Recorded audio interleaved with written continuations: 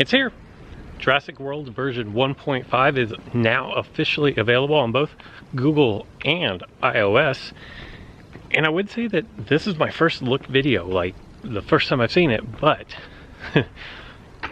unfortunately the reality is it's not the first time I've seen it. In fact, I already recorded a video and deleted everything off of my phone by accident before I had a chance to dump it onto my computer, so take two. Now, you might be wondering why this video is starting off with me darting a common Draco Rex Gen 2, and let me just tell you that the reason why is because this little fella, even though I know it's a girl, not a fella, ooh, terrible, has a move that is unique to just it, that I think is extremely powerful.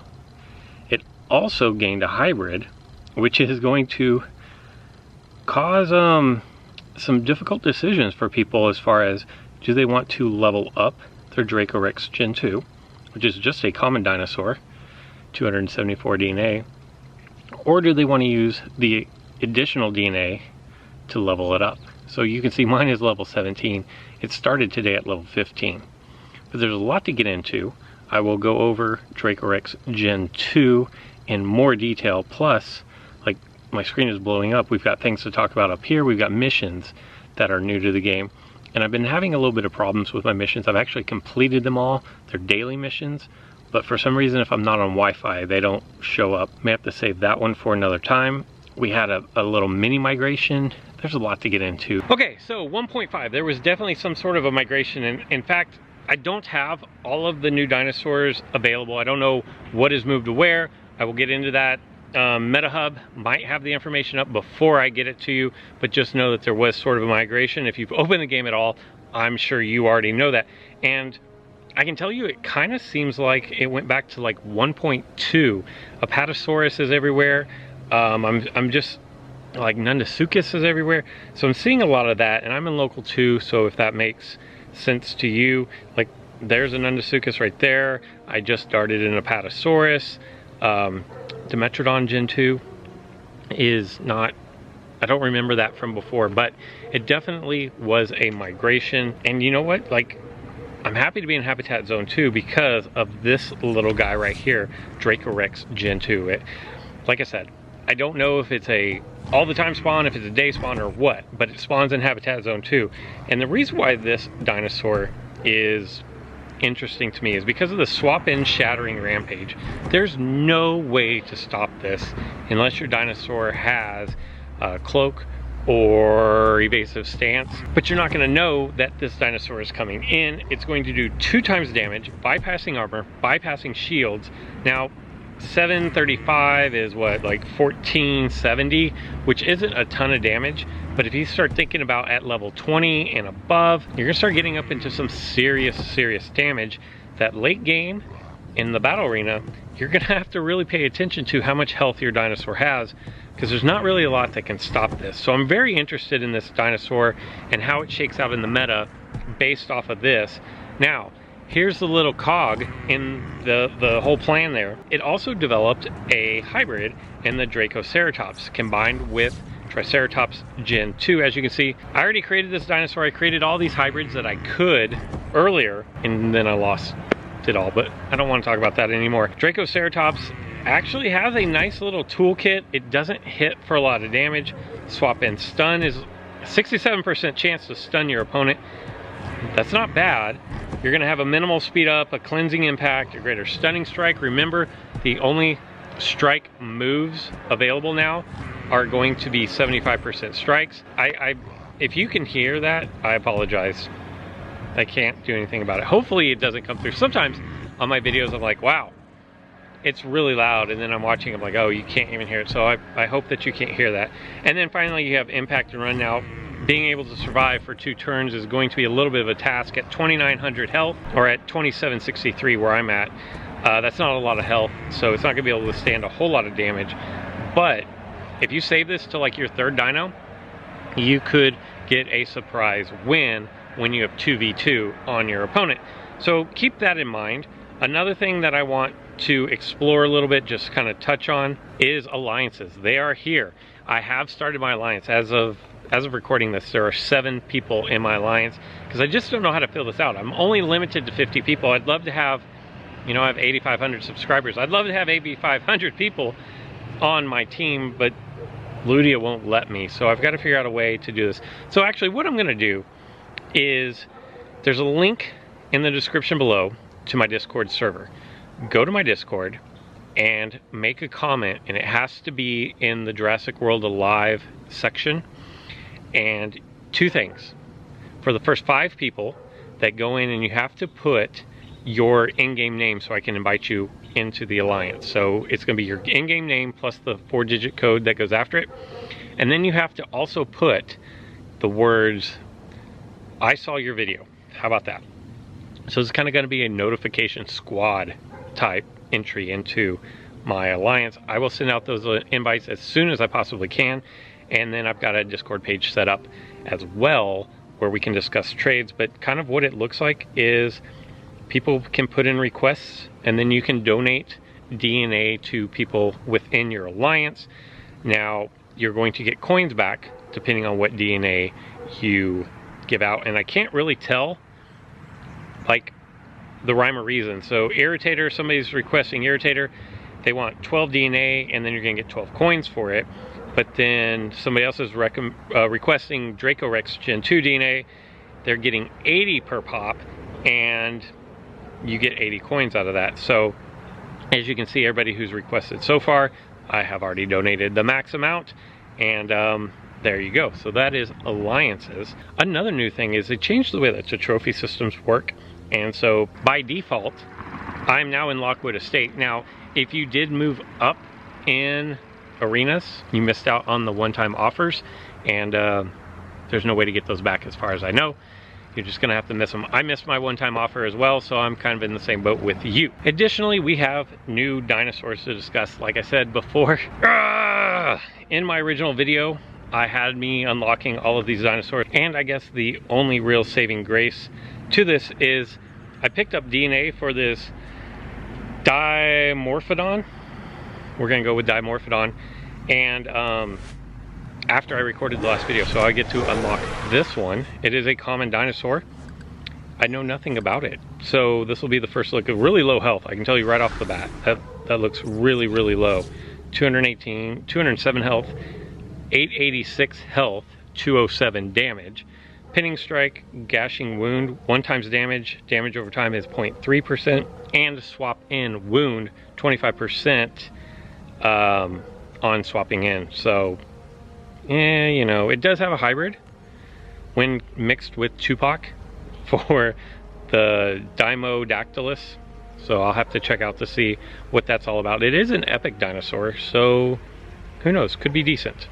And now touching on the new dinosaurs that I know about that I'm able to unlock in really no particular order other than when I can find them on my screen. I feel like I'm out of focus. I'm having a struggle fest today. I gotta tell you, I'm looking at my screen there, and I just feel like I feel like I'm in focus now. Hopefully that worked. But this the Perlith is going to be a hybrid between Parasaurus Gen 2 and Lythornax. A lot of people were wondering when Lythornax would be relevant, and it might be a little bit relevant here. It's only a rare hybrid, so it probably is not going to be all that great, although it does have a unique hybrid after that, super hybrid, I guess. The health stats, 1131, the damage is 430, so that's not really that great. Speed is pretty slow, and the armor at 10%. Defense, shattering strike, lockdown, ferocious strike, long protection, and then a counterattack. I noticed that a lot of dinosaurs are gaining counterattack now, so that's one of the new dinosaurs. Don't really know a whole lot about it. I'm not hype about this one, but it does have a unique hybrid when mixed with Gryposuchus, so could be worth going after and getting that leveled up if your Gryposuchus is anywhere near level 20. I do have my my free incubator, so I'm gonna go ahead and open this. I feel like the first time I opened this up today, I got different DNA than I normally would. Two hard cash, a scent capsule. That's new. I don't remember scent capsules being available in your free one. And Euphocephalus is DNA that we've been able to get before. I'm going to activate my 3-hour incubator here. I'm going to pick up this incubator as well. Incubator's DNA is based on when you open it, not when you receive it. Triceratops Gen 2 has a new hybrid that we talked about. Stygimoloch Gen 2, Tujangosaurus. Okay. I mean, it's only 27, but it's better than nothing. And Stygimoloch for Epic DNA. Epic DNA out of a 3 hours, pretty nice. So unless that has changed and I just don't know it yet, I'm pretty excited about that. But going back, I did make headway on this unique dinosaur, Thoradolosaur. You guys know me, I butcher all these names. But Allocinosaurus level 20, Tarbosaurus level 20, and then it takes 250 DNA to unlock it. I'm like 11 fusions short on that, so one day it's going to require Sinoceratops, which I ain't going to go into all that. The next dinosaur that is new is probably going to be a legendary, I think we already talked about Dracoceratops, the Draco Rex Gen 2 / Triceratops Gen 2 hybrid. So that's going to be one to look out for. Then there's this guy, and I'm most interested in this one from what I've seen so far, and that's going to be the Tyrannolophosaur. I think I got that one right. Is Dilophosaurus Gen 2, T-Rex Gen 2, but it also has a unique hybrid of the Tenontorex, which is obviously going to need Tenontosaurus at level 20, as well as this one being at level 20. But even on its own, it seems like it's probably going to be pretty decent. 2708 health at level 17, 1032 damage. Nullifying strike, nullifying is good. Distracting strike reduces your damage from your opponent by 50%. And then 2 shield and armor passing moves, one that does 1.5 times damage, one that does 2 times damage. So pretty robust dinosaur here. Definitely think this one has a place in the meta if you're at team level. How about if I put it that way? For me, it's a little bit under team level. If I can get this one up to like 19, might consider putting it on my team, but I'm gonna have to dump some resources into that. And so that's it for the new dinosaurs. Kind of what I want to do is I kind of want to do a battle arena. There's a lot to go in here. Like I've said, like the missions, there's daily missions. It's a great addition. Ways to get, and it's not a lot, but ways to get some daily resources, some hard cash, some coins. It's nice, and it's going to reset, I believe, at the daily reset when your coin limit resets, like 7:30 or 8 o'clock Eastern time, I believe is when that happens. I will say that it seems a little buggy right now, the game in itself. I've had to turn it off a few times and then turn it back on, restart it a few times to get things to work. So I'm sure that they'll do something to patch that. They're used to doing hot fixes all the time. And while I've got you here, I mean, look how great this looks with the Alliance logos next to people. I think it looks really good. A lot of nice little touches here. But what I'm going to do is I'm going to battle. And remember, there's a new tournament season. It's a really short season. It's like 10 days, 11 days, and it's going to start on Thanksgiving Day, the 22nd, Thursday. And so look forward to that. And they've already said that this is a beta test. And I got my Dracorex Gen 2, so I'm super excited about that. I'm actually going to start with Indominus Rex. It's a good lead right now, I think. But just know that they're beta testing the new trophies, they're beta testing the new arenas and everything. And because it's such a short tournament, the prizes are really nerfed. I think first place gets like 250,000 coins instead of the 1 million coins. But it's good that they're putting it out there that, hey, this is a beta of what we're gonna do. So going up against Triostronyx here. Triostronyx is faster than me, so I'm going to use my cloak. Turn 1, basically I ensure that unless he swaps out or hits through cloak twice, I'm going to knock out my opponent here. Unless he hits ready to crush through my cloak. So if I cloak, I win. If I don't, I'm still gonna win. So I didn't withstand the cloak. He didn't get the crit, which was really unfortunate for him, because that probably should have done plenty of damage. Monomimus. You know what I'm tempted to do here? Like, I'm really tempted, but I'm not going to do it. I was tempted to drop in my Draco Rex because I wanted to get the quick hit on... I think I go in with Indoraptor here. I wanted to get the quick hit on Monomimus before it put its shield up, but then I would have two really weak dinosaurs at that point. There's no reason in me using evasive stance like Monomimus is. Now, Monomimus is still good. Yes, it got an HP nerf, but if it dodges 6 times in a row, you're still not going to knock it out, even if it only has 1 health to begin with. The difference is you can actually knock it out if it doesn't dodge, and so far it's 2 for 2 on the dodges, and I'm most likely going to lose my Indoraptor here pretty soon.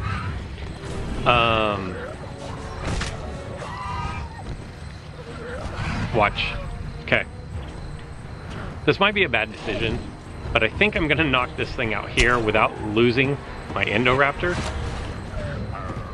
which was huge for me, because now I have a couple options. As a last ditch option, I can bring in my Indoraptor for evasive stance and just kind of duck and pray at that point. Spinodesicus level 21. I'm afraid Spinodesicus is going to be really good. I think if my opponent uses the big move, which one is it? Critical impact, I think they can knock me all the way out. Just went with the strike though. Okay. I'm not going to survive this, but just in case I do, I'm going to impact and run into my Indoraptor. May not be the best. I'm going to lose a dino here no matter what. So then the question becomes, I have to do this because I'm not faster than my opponent, and 1 bleed would have knocked me out. So, question becomes, do I do... I'm going to go with the bigger hit. My camera's low on battery, but I think I have enough to make it through this. I think maybe my opponent isn't even there anymore. I'm gonna feel really dumb if my opponent hasn't been there this whole time. What is this? Is this still swoop?